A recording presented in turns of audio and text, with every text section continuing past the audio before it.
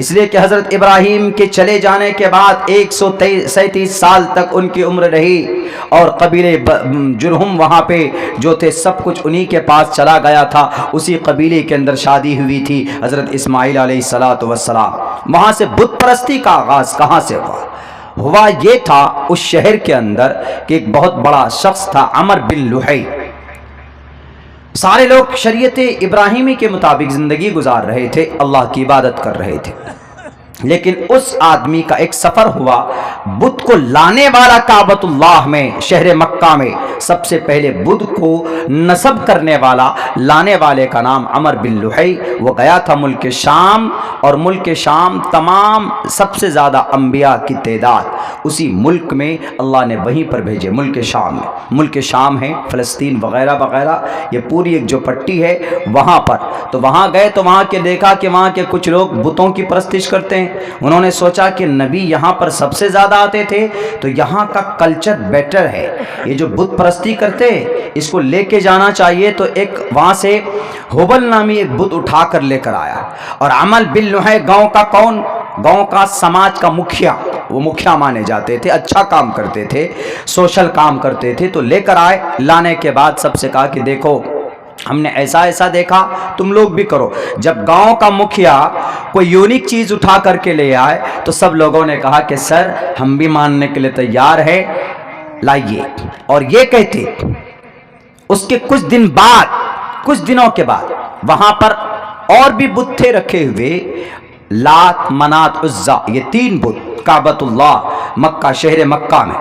ایک تو وہاں سے اٹھا کر لایا، اور ایک طائف میں منات، لات، عزا، الگ الگ پورے جزیرۃ العرب میں یہ بت مانے جاتے تھے، مشہور تھے۔ اور یہ بت نہیں بلکہ صرف یہ سمجھتے تھے وہ لوگ، ما نعبدهم الا ليقربونا الى الله زلفا، ہم ان کے صدقے میں اللہ کے پاس اپنی بات منوا سکتے ہیں، بس اتنا تھا ان کا کانسیپٹ۔ بھی یہی تھا کہ he is helpless and they are helpless، کچھ نہیں کر سکتے، جو بھی کر سکتا اللہ کر سکتا، لیکن اس کے ذریعے سے کرتے تھے۔ تو آپ علیہ الصلوۃ والسلام کا جنم ہوا وہاں پہ۔ ہاں ایک اور بھی بت لے کیا، کون؟ ود، سوا، یغوث، یعوق، نصر۔ حضرت نوح علیہ السلام کی یہ بت ہے 5، ان کے زمانے کا یہ 5 بت ہے۔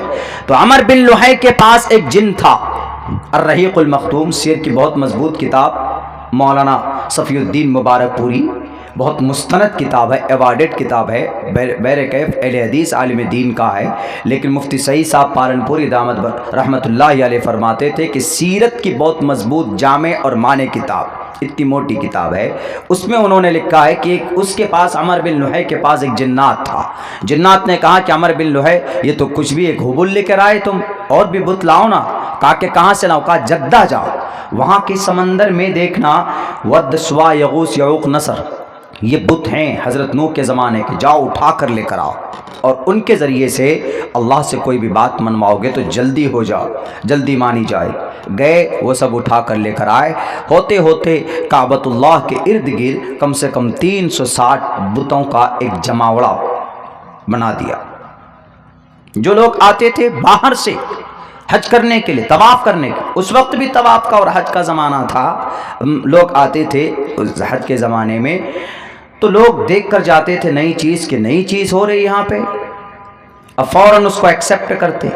تو آپ علیہ الصلوۃ والسلام کا جنم وہیں پہ ہوا، اسی شہر میں۔ کچھ لوگ تھے جو دین ابراہیمی کو مکمل طور پر ختم نہیں ہوئی تھی اس وقت، پرفیکٹ اور برحق دین وہی تھی، شریعت ابراہیمی، ان کے مطابق زندگی گزارتے تھے۔ محمد رسول اللہ کا جنم ہوا، آپ علیہ السلام کے پیدائش کے بعد میرے بھائیوں دنیا نے اپنی اپنی حساب سے اتہاسک لوگوں کی تاریخ جمع کی اپنی کتاب میں۔ میں یہاں سے لے کر 40 سال تک محمد رسول اللہ کی کیسی گزری بہت مختصر وقت میں پوری کر کے میں اپنی بات ختم کروں گا، زیادہ لمبی بات نہیں کروں گا۔ آپ علیہ الصلوۃ والسلام کا جنم ہوا، ماں نے نام کیا رکھا؟ ماں نے نام رکھا احمد، دادا نے نام رکھا محمد۔ آپ علیہ السلام کی پرورش حلیمہ سعدیہ کے ذریعے گاؤں دیہات میں وہاں چلے گئے، کم سے کم 5 سے 6 سال، 5 سال، 4 سے 5 سال تک وہاں پر رہے۔ اس کے بعد جب 5 سال، اسی دوران میں آپ علیہ السلام کا سینہ چیر کر سب سے پہلے مرتبہ وہ اندر سے سارے جو وہ ہوتے ہیں جو فاسد جو مواد ہوتا اس کو نکالا گیا تھا. وہیں پہ انہی کے گھر میں حلیمہ سعدیہ کے گھر میں، اور اس کے بعد وہ لے کر کے آئی اللہ کے نبی علیہ السلام کے اماں محترمہ کے پاس، اور اماں آمینہ، اور اس آمینہ کا تذکرہ سوموتی سمتیانی تھا ویشناوم، آپ علیہ السلام کے نام کا تذکرہ، ان کے جنم کا تذکرہ پرانے اوتھینٹک بک میں شمبل گرام گکس براہمن سگاتمن ببن وشنو یششا. میں اصل میں بتانا چاہتا ہوں محمد الرسول اللہ تھے اشٹو گناہ پروشم دیپینتی کیوں کہا گیا محمد کو؟ وما ارسلناک الا رحمتا للعالمین کیوں کہا گیا محمد الرسول اللہ کو؟ آگیان ہیتو کرت محمد اندکارم ناشم. اندکار کیا تھا؟ وہ بت اندکار لات منات عزا اور اس کی پوجا کرنا. محمد الرسول اللہ کے جوان ہونے تک، آپ علیہ السلام کے 40 سال کی عمر تک ہونے تک دنیا کی تمام برائیاں پائی جاتی تھی اس دھرتی پر، وہاں پر اس جگہ پر جہاں پر آپ کا جنم ہوا تھا. تو اللہ کے نبی علیہ الصلوۃ والسلام کو اللہ تبارک و تعالیٰ نے وحی دی. اس سے پہلے کی زندگی کوئی بھی آدمی کسی قوم میں اگر کسی چیز کا دعویٰ کرتا ہے میں کینڈیڈیٹ بنوں گا MLA کا MP کا، لیکن اس سے پہلے کیا کام کرتا ہے؟ اس سے پہلے لوگوں کے پاس جاتا ہے، اس سے پہلے آدمیوں کے سوشل ورک کرتا ہے، آدمیوں کے کام آتا ہے، اس کے بعد لاسٹ میں 4 سال کے بعد دعویٰ کرتا ہے کہ I want to participate in the Indian democracy, I want to appear, I want to participate in the election. تب وہ کہتا ہے کہ لوگوں سے مشورہ کرتا ہے. یہی رول ہے الیکشن کا، یہی رول، لوگوں کے بیچ جاتا ہے، مشورہ کرتا ہے کیا کرنا ہے. جی آپ آئیے الیکشن میں، آپ لوگوں کے اچھے کام کرتے ہیں، آپ آئیے. ایک ان کی بیس بنائی جاتی. تو محمد الرسول اللہ کی 40 سال نبوت کا اعلان، لیکن اس سے پہلے آپ نے بیس بنایا. ضرورت نہیں تھی لیکن اللہ نے بیس بنوایا. کیا؟ الصادق الامین. اس سے پہلے بیس نہیں بنتا نیک ہونے کا، سچے ہونے کا. تو لوگ دعویٰ کرتے کہ کوئی وجود ہی نہیں، کوئی کام ہی نہیں ہے محمد کا، اور اپنے آپ کو کوئی کام نہیں ملا تو نبوت کا دعویٰ کر بیٹھے، نبی ہونے کا دعویٰ کر بیٹھے. ایسا نہیں. 40 سال سے پہلے محمد الرسول اللہ کی جو زندگی ہے، جو کارنامہ ہے، ہم میں سے بہت سے لوگ نہیں جانتے. 6 سال کی عمر ہے محمد الرسول اللہ کی ماں، ان کے ابا آپ علیہ السلام کوک میں تھے، ابا کا ان کا دیہانت ہو گیا، وفات ہو گئی.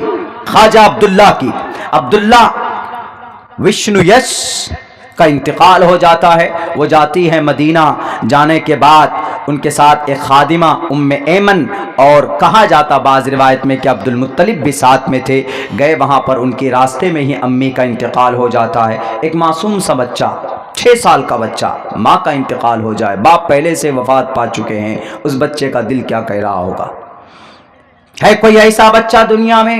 بہت مشکل ہوتا ہے، یتیم ہو جاتا ہے، مسکین ہو جاتا ہے، کوئی نہیں ہوتا. محمد الرسول اللہ صلی اللہ علیہ وسلم 6 سال کی عمر میں ماں کے پیار سے بھی آپ دور ہو گئے. امی کا انتقال ہو جاتا ہے. ام ایمن خادمہ اٹھا کر لاتی ہے وہاں سے. آپ روتے بلکتے، تب دادا آپ کو قریب کرتے. 8 سال کی عمر ہوتی ہے، دادا بھی آپ کے چلے جاتے، اب اور بے سہارا ہو گئے. تب اس کے بعد خواجہ ابو طالب کی نگرانی میں آتے ہیں، اور وہاں سے پھر سفر شروع ہوتا ہے. 12 سال کی عمر میں آپ علیہ الصلوۃ والسلام ملک شام گئے. وہاں کے ایک پروفیسر نے اس زمانے کا یہ کہا کہ اس بچے کو معمولی بچہ نہیں ہے، اس کو اٹھا کر گھر لے کر جاؤ، نہیں تو یہ یہودی چھوڑیں گے نہیں.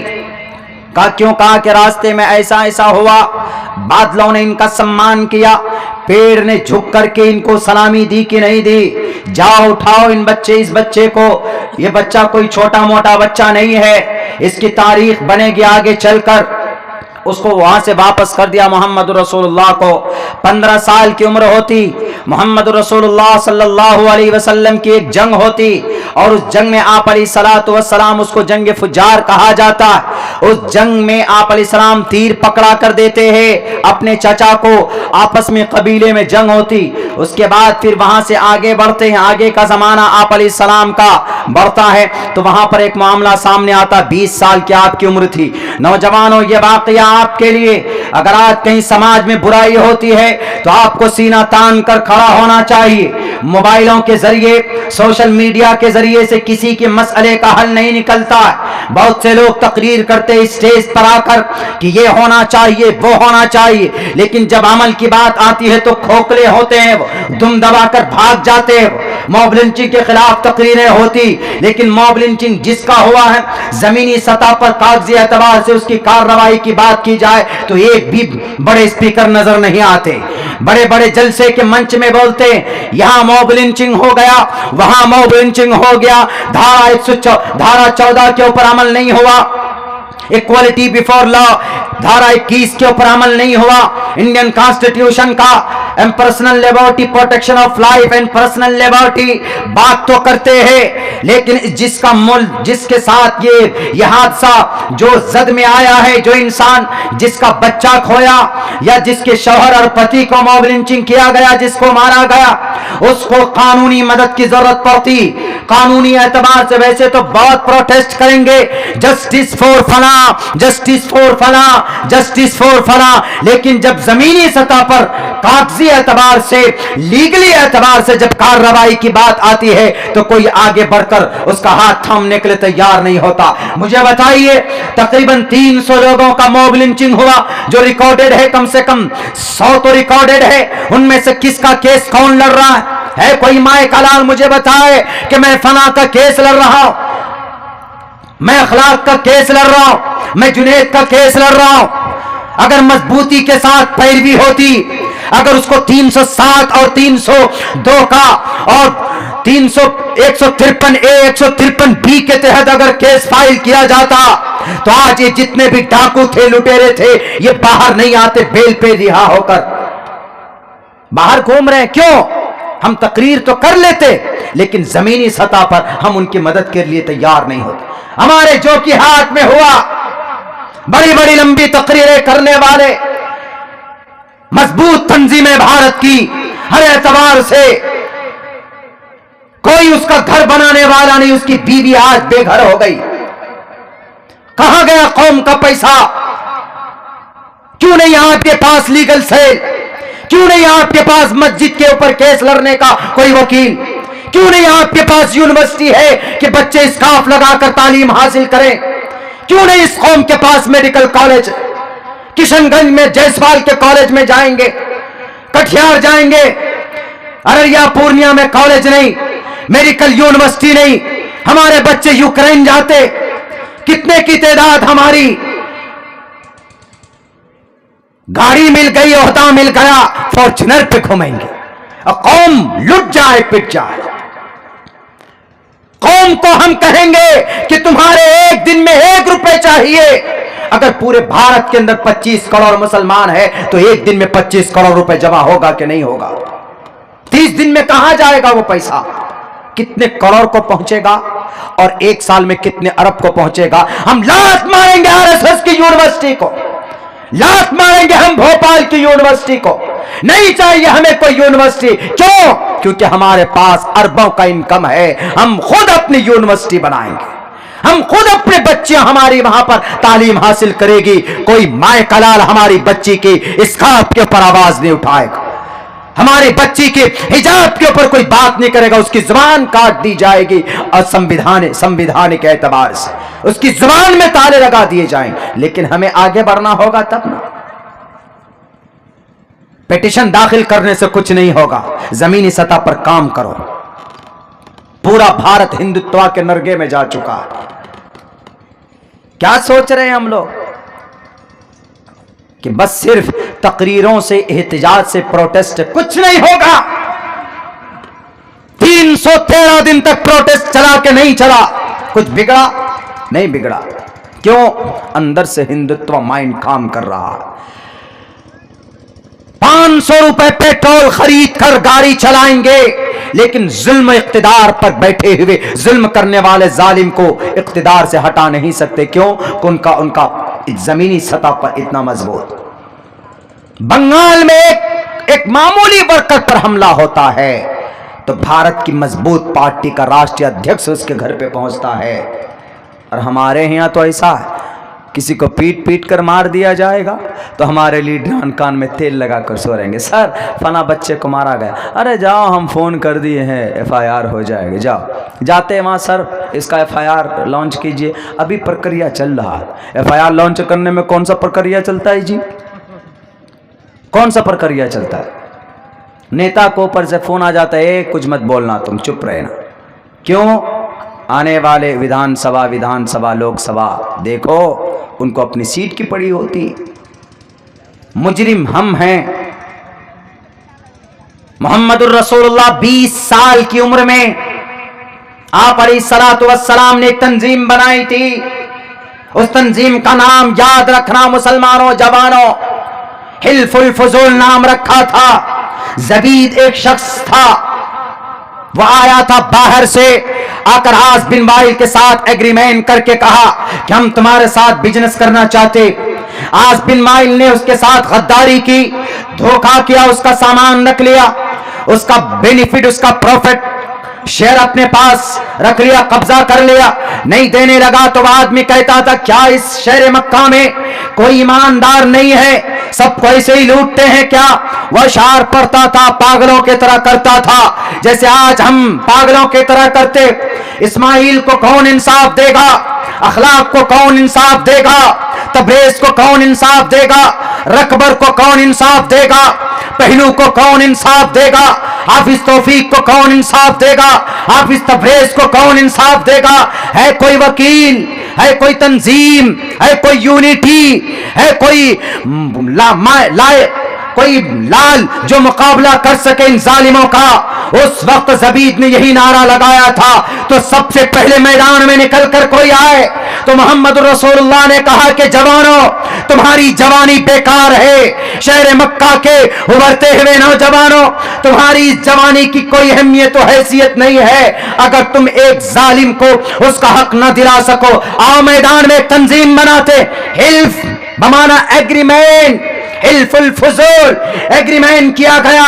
एक सोसाइटी, एक ऑर्गेनाइजेशन, एक ट्रस्ट, एक फाउंडेशन को रजिस्टर्ड किया गया और सबके हाथ में सारे कबीले के एक एक लोगों को लेकर खड़ा किया कि अगर किसी के ऊपर जुल्म होगा, अगर किसी के साथ ना इंसाफी होगी तो हम खड़े होंगे। वो तंजीम के लोग उस अल्लाह के नबी अलैहिस्सलाम नबूवत मिलने के बाद उस तंजीम से हटे, वरना मोहम्मद रसूलुल्लाह ने नबूवत के मिलने के बाद भी ये कहा था कि अगर मुझे नबूवत न मिलती, मैं अपनी जिम्मेदारी में अगर बिजी न होता तो मुझे अगर कोई सुर्ख ऊंट भी देता तो मैं उस तंजीम से अपने आप को अलग नहीं करता। यानी उस तंजीम में रहकर सोशल काम करना इतना महान। तो मोहम्मद रसूलुल्लाह ने यह कहा कि जबीद क्या प्रॉब्लम है, आओ सामने। कबीले के सारे लोगों ने मिलकर के मामला हल किया और गए आस बिन वाइल के पास, कहा कि आस बिन वाइल, क्या तुम्हारे अंदर इतनी बेगैरती आ गई? तुम कैसे इसका हक ले सकते हो? जब चारों तरफ से प्रेशर डाला गया तो आस बिन वाइल मजबूर हुआ जबीद को उसका हक देने का। जबीद को उसका हक पहुंचाया गया। कौन सी तंजीम? 20 साल की उम्र मोहम्मद रसूलुल्लाह के हिल्फुल फुजूल के जरिए से। और आज हमारे पास कोई फ्यूचर प्लान नहीं, कोई फ्यूचर प्लान नहीं हम मुसलमानों का। ना हमारे पास, हम संगठित है, हर एतबार से गांव के एतबार से हम बिखर जाते हैं, मोहल्ले के एतबार से बिखर जाते हैं, तंजीमी सतह पर इतने कन्फ्यूज़न में हैं लोग किसके साथ जाए। जितनी भी तंजीमें हमारी भारत के अंदर हैं, चाहे वह दानिश्वरों की है, वो मखसूस लोगों की है, तो हम अल्लाह से दुआ करते हैं कि अल्लाह इन तंजीमों को और मजबूत करे और मजबूत करे और बढ़कर हम इन सब तंजीमों को और मजबूत करें ताकि हम अपना हक ले सकें। मेरी बात कड़वी लगी होगी लेकिन ये बात पॉइंट की। आरएसएस के पास फंडिंग कहाँ से होती है? आप कहेंगे कि जी बड़ी पार्टी उनको फंडिंग करते। पार्टी तो बड़ी अभी बड़ी उनकी, अभी बनी 1984 के बाद बनी, लेकिन उससे पहले कहाँ से फंडिंग हुई? ज़्यादा नहीं, सिर्फ 5 रुपये महीने में दिया करते थे लोग, आज भी देते हैं। زمینی سطح پر 10.5 سے 11 کروڑ ورکر ہیں ان کے، ممبر، رجسٹری ممبر تو دیتے ہی دیتے، لیکن ہم لوگ نہیں دیتے۔ ہم تو اتنا کہتے ہیں کہ 30 سے 35 کروڑ مائنورٹی بھارت کے اندر، ایک ایسا نظام نہ بنایا جائے؟ آج کل تو ڈیجیٹل ہو گیا، فوراً فون پہ ڈالیے 1 روپے پہنچ جائے، نمبر ڈالیے پہنچ جائے۔ ایک ایسی تنظیم بنے، ایک ایسی سوسائٹی بنے، یا بنی ہوئی جتنی بھی تنظیم ہے اپنے اندر موڈیفائی کرتے ہوئے، زیادہ نہیں، ایک دن میں 1 روپے کون نہیں دے سکتا ہے؟ ہر کوئی دے سکتا، خوشی سے دے گا، ایک کیا کوئی 5 بھی دے دے گا، کوئی 10 بھی دے دے گا، لیکن نہیں، ایک لیجیے۔ RSS والا 5 روپے لیتا مہینے میں، 5 سے 500 نہیں لیتا۔ 5 روپے دیجیے، کنٹینیو دیجیے، مستقل دیجیے، تو وہ 5 روپے دیتے ہیں۔ آج اگر بھارت کو کھلانے کی ضرورت پڑی نا، کہ اگر کچھ آپدہ آ جائے، کچھ آ جائے، یہ اتنی اسٹرانگ تنظیم ہے فائنینشیلی، پیسوں کے اعتبار سے 1 سال تک پورے بھارت کے لوگوں کو بٹھا کے کھلا سکتی، اتنی مضبوط۔ کہاں سے پیسے آئے؟ باہر سے نہیں، پہلے ہم اور آپ کی طرح جو ان کے ممبر ہے، جیسے ہم اور آپ ایک عام آدمی، ویسے ان کے عام آدمی جو ممبر ہیں وہ جمع کرتے ہیں۔ ان کے ہیڈ آفس ناگپور کے اندر۔ اگر ہم چاہیں، مسلم 30 سے 35 کروڑ کی آبادی میں ہے، ڈیلی اگر 1 روپے جمع کرے تو کر سکتا ہے۔ 35 کروڑ میں سے بھئی 10 کروڑ مائنس کیجیے، نہیں کریں گے، بھول گئے یا نہیں ہے پیسہ، بہت غریب، لیکن 25 کروڑ تو ہیں۔ 25 کروڑ ایک دن میں جمع ہوگا تو مہینے میں کتنا ہو جائے گا؟ ملٹی اپلائی کیجئے، کہاں پہنچے گا؟ کتنے ارب پہنچے گا؟ اور سال میں کتنے خرب، کہاں تک پہنچ جائیں گے؟ کتنے بلین میں پہنچ جائیں گے؟ 1 سال کے اندر بھارت میں ایسی یونیورسٹی نہ بن جائے، میڈیکل کالج نہ بن جائے کہ جسے ہمیں کسی کے سامنے بھیک مانگنے کی یا اپنی بیٹی کو ان private college, pre matric college میں جانے کی ضرورت ہی نہیں پڑے۔ ہمارے پاس خود کا کالج، اور ہمارا خود کا جو کالج ہوگا وہ سب کے لیے ہوگا۔ آؤ بھگوا پہن کر آؤ، تم لال نیلا پیلا پہن کے آؤ، منع نہیں، کچھ بھی پہن کے آؤ، بندش نہیں لگائیں گے۔ ہماری بچیوں کے اوپر بندش لگاتے، لیکن تم آؤ پہن کے، بندش نہیں، ایسا بنائیں گے، کر سکتے ہیں اگر ہم چاہیں تو۔ لیکن ایسا نظام کیسے وجود میں آئے؟ ہم تو دعا کرتے ہیں کہ اللہ تبارک و تعالیٰ اس نظام کو کسی طریقے سے نافذ کرے۔ ہم نے ایک چھوٹی سی تنظیم شروع کی اپنے علاقے کے اندر میں، 350 ممبر ہیں، وہ زیادہ نہیں، مہینے کے 10 یا 50 روپے جمع کر سکتے کوئی بھی، تو وہاں پر سماج کی بیٹیوں کا، سماج کے غریب طبقے کا بڑا سے بڑا مسئلے کا حل ہو سکتا ہے۔ ہم ابھی آ رہے تھے تو ہم نے اپنے پائلٹ سے، اپنے ڈرائیور سے، اپنے لوگوں سے یہ ذکر بھی کیا، کہا کہ دیکھو سامنے ایک ایمبولینس ہے، ہم کو ایسے ایمبولینس لانا ہے لوگوں کی سیوا کے لیے۔ انہوں نے کہا بھی مت لائیے۔ ہم نے کہا کہ کیسے؟ اس طرح کے ایمبولینس ہر گاؤں کے اندر ہونا چاہیے، 2 3 ہونا چاہیے۔ پورنیہ جائیے تو پاکٹ خالی، کشن گنج جائیے تو پاکٹ خالی، ایسی روبری ہوتی، بارگیننگ ہوتی، جو کام 5 روپے کا وہ سیدھے 500 روپے کا ہوتا ہے۔ اٹیچ میں رکھیے، نیپال چلے جائیے، آپ وراٹ نگر جائیے، وہاں پر جو کام آپ کا 500 کا ہے وہ کام سیدھے آپ کا 200 250 میں ہوگا، ایمانداری سے کام ہوتی۔ بیرک ہے، اللہ تبارک و تعالی ہم کو توفیق دے۔ تو پروفٹ محمد صلی اللہ علیہ وسلم 20 سال کی عمر میں آپ نے ایک مضبوط تنظیم بنائی تھی، آپ علیہ الصلوۃ والسلام نے اس کے ذریعے سے سوشل کام کیا۔ اس کے بعد 25 سال کی عمر میں نکاح ہوا، کن سے؟ اما خدیجۃ الکبریٰ رضی اللہ تعالیٰ عنہا سے۔ محنت کرتے رہے۔ اس سے پہلے محمد رسول اللہ کا سوشل کام کیا تھا؟ اللہ کے نبی علیہ السلام بکریاں بھی چراتے تھے۔ برا سمجھتے لوگ بکریاں چرانے کو، بکریاں اسی لیے نبوت نبیوں سے چرایا جاتا تھا، بکریوں کو سنبھالنا مشکل۔